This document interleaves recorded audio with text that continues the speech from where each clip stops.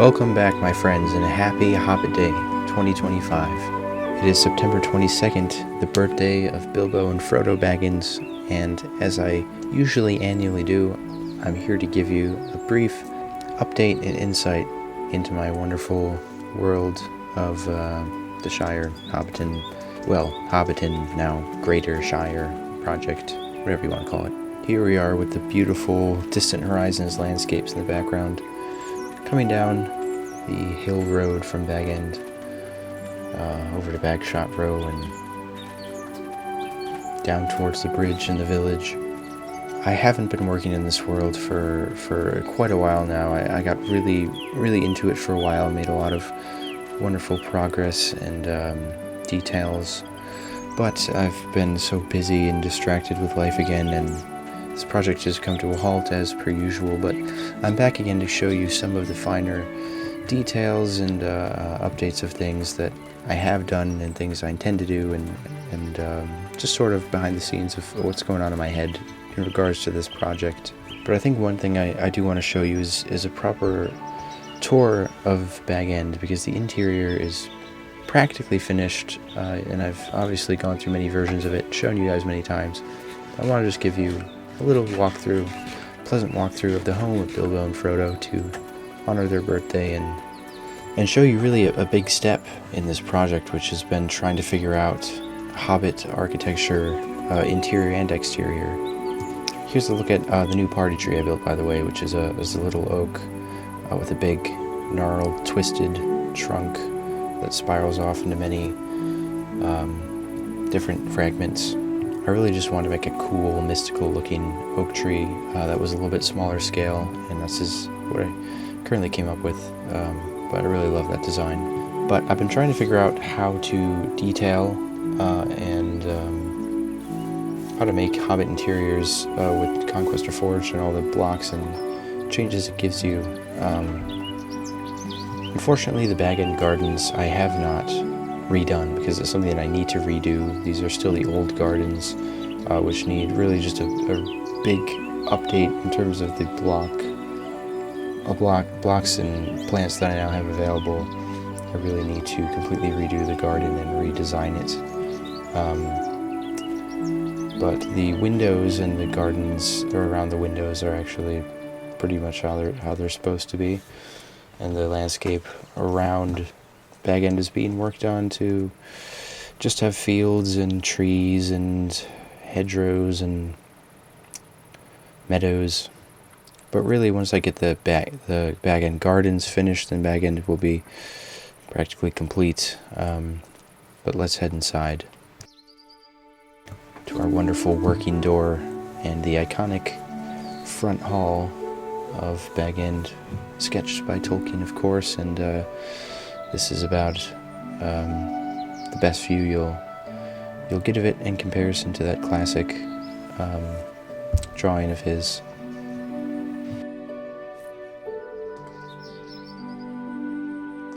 I really have tried to just work on keeping things a little bit cleaner in terms of my decorating and making things look proper and orderly, but very finely detailed. I mean, I tried to do as much detail as I could, and this little section of Bag End in the interior is the only part that's not actually complete yet, which will be done eventually. I just have to figure out what exactly I'm doing with it. But let's go in and go to all the best rooms on the left, as Tolkien points out, because they all have windows facing the garden and the landscapes beyond. This is the parlor sitting room where quite a few things happen in the book, such as Gandalf confronting Bilbo about the ring before he leaves, and the dwarves playing their music. Very iconic room, based partly off the movie. This is the kitchen, of course, which I've done many updates to, which I may still make changes to in the future, because I do love this room, but I feel like it maybe could be changed in some way or shape or form. But this is the current, hopefully final version of it, because I changed my mind too much. But it's a lovely little kitchen, very bright and cozy. And of course the Dining room is the next room on the left, another very iconic room where, especially for the Hobbit, when they go over their plans for reclaiming the mountain, there's a little Baggins family tree, nice view of the Tuckborough Hills in the background there. Bilbo faints on the ground in here, actually, or not faints, but cowers as he's sitting on a stool by the fire while they're discussing their high plans. And the next room is the best bedroom, Bilbo's bedroom, of course, where I spent quite a bit of time redesigning this room, rethinking it, making it ideal. Very cozy little bedroom with lots of knickknacks and a lovely big window, of course its own fireplace. And the next room is the second best bedroom, where Thorin actually stays in his time in Bag End.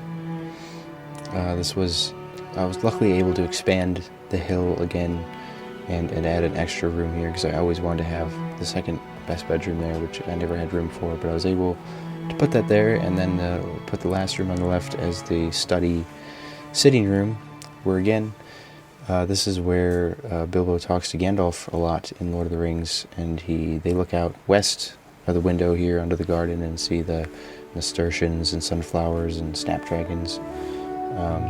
Just a cozy little room where I imagine Bilbo would spend a lot of his time with his books and his writing.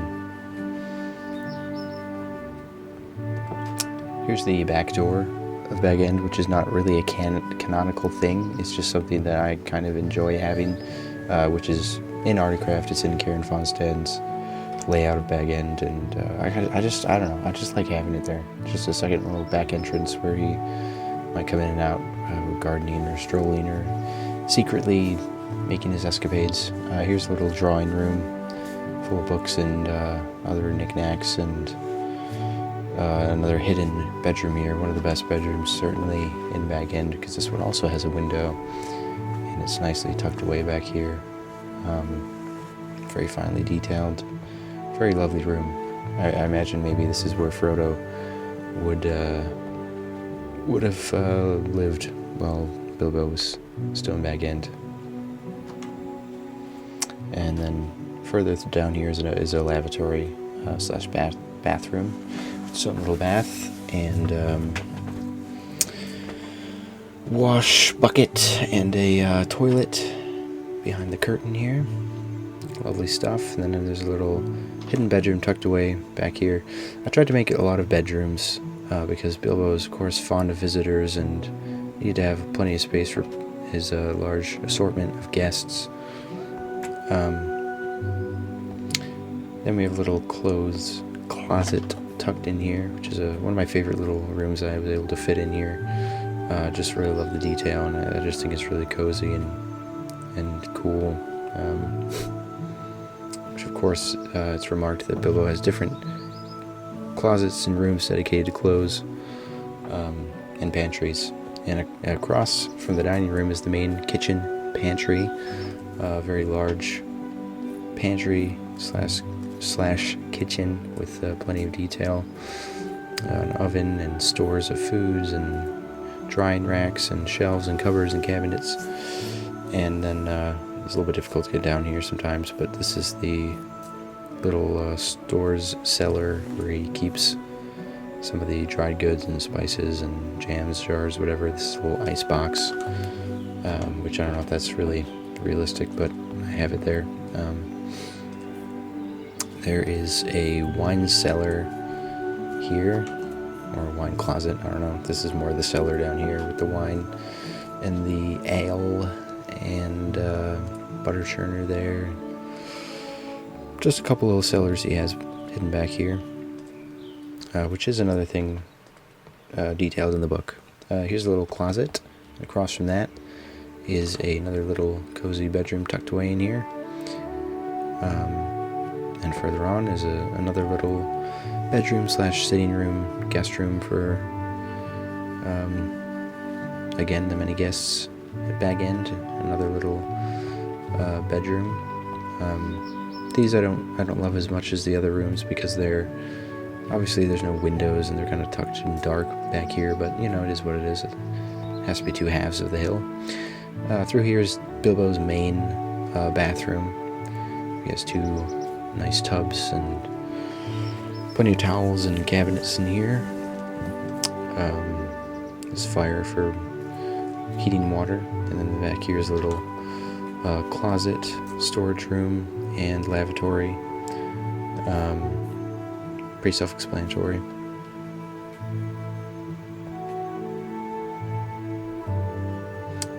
And then there's only one more room on the left here, which we went past, which is this little pantry tucked away in here.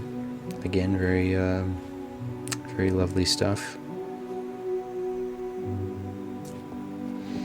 And that's pretty much the entire layout of Bag End currently. I've always sort of wanted it to be slightly larger maybe, but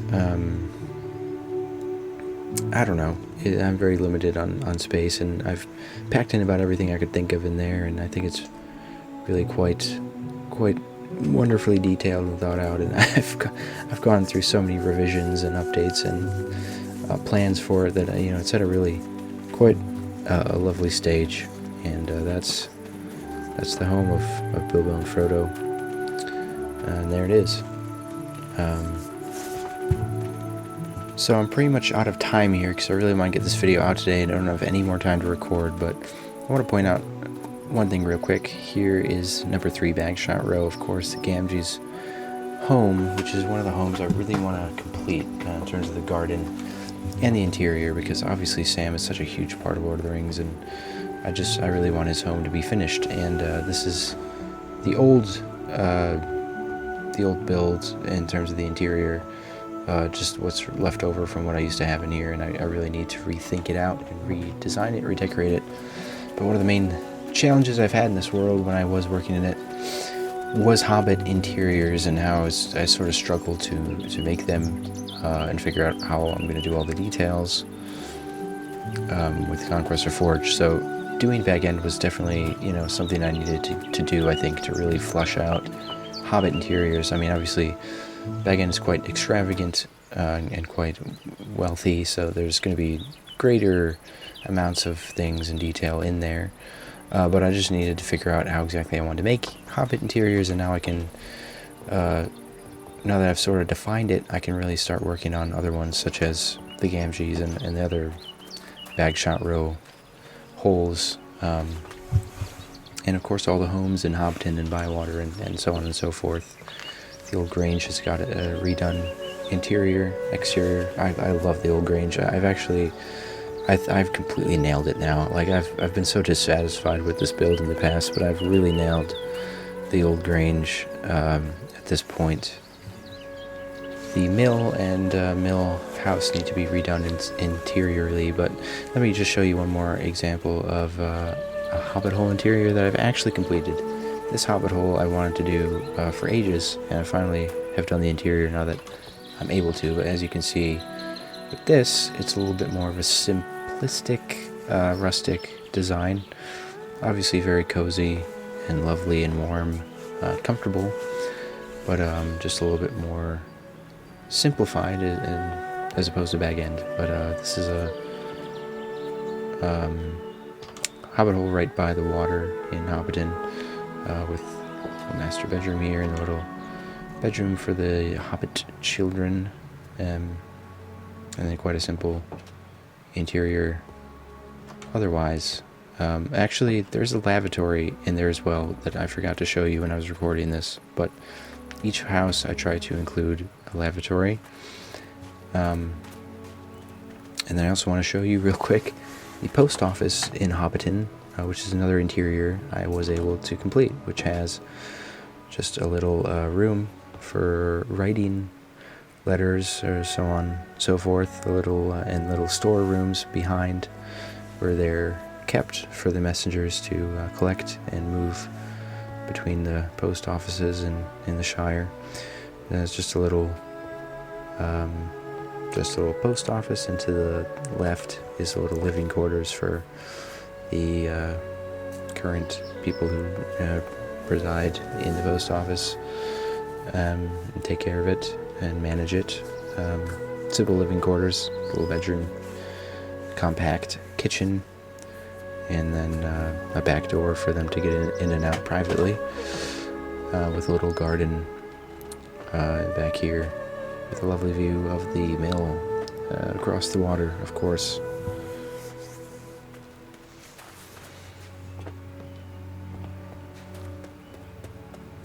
And then, like I said, I do like to make sure I include the lavatory in as many realistic details as I can, and this one has a little outhouse in the back where they would use the toilet.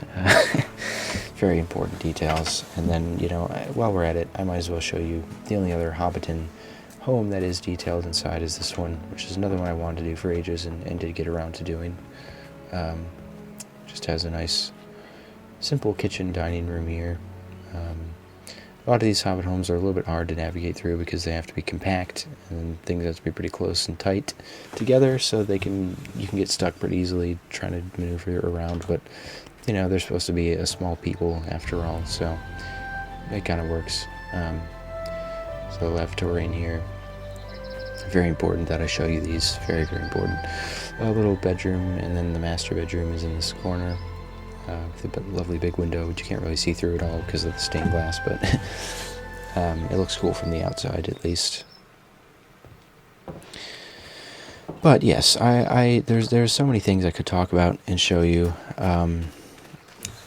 but I need to end this video now, and I will try to maybe make another video soon, giving you some of the other greater details and updates and behind the scenes information I wanted to give to you. But this project is really, really coming together and turning out to be a massively exciting prospect.